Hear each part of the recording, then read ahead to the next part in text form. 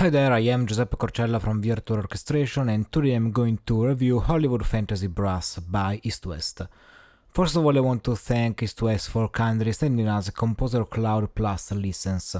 Produced by Doug Rogers and Nick Phoenix, this is the second chapter of the brand new orchestra specifically designed to create fantasy film, television and game soundtracks. It usually sells for $149 and it's also available in the Composer Cloud Plus subscription, which gives you access to the entire East West's catalog selling at $19.99 per month or $199 per year. It runs in East West Play 6.0 or above, as well as in East West Opus 1.0 or above. Downloads via the East West Installation Center. The library includes 4 instrument categories. At the center of the interface, you will see by default a picture of the loaded instrument. If you click on articulations, you can see the available articulations assigned to key switches, and from here you can control the volume of each one as well as enable, disable them, removing samples from the RAM. You can also do that from the articulations window up here, and from here you can also decide to assign some articulations to any other key switch or controller, such as ACC or velocity or program change and so on. The mic positions window shows you where the instruments and mics were placed when the library was recorded. I really suggest you to check out the manual and the videos on the East West YouTube channel to get a complete overview of how this library and the player itself work. In the Mix tab, you can also add some signal processors to build the sound you want just inside the patch.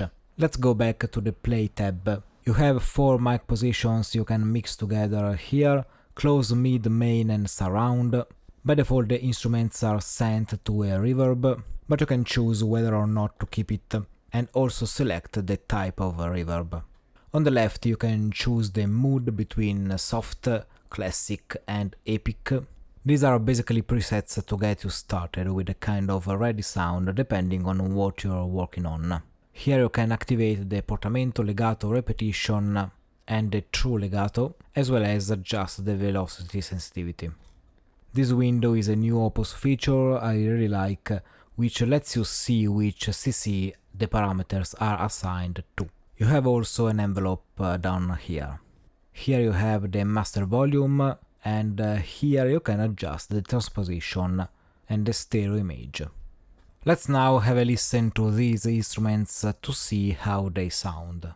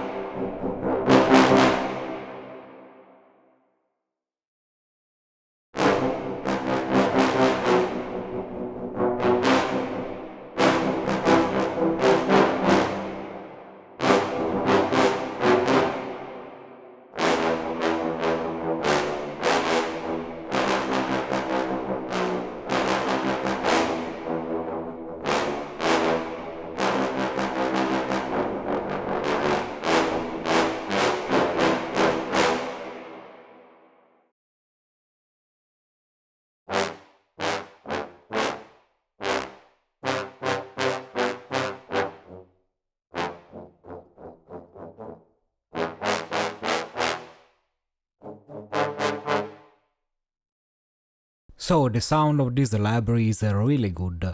I like that the closed mics are quite dry, so you can treat them as you like, but I believe you can really get the best out of this library by mixing together the mic positions and the reverb. The sound truly comes to life. Also, the presets are one of the Opus features I love the most. Honestly, I'd have expected a few more instruments.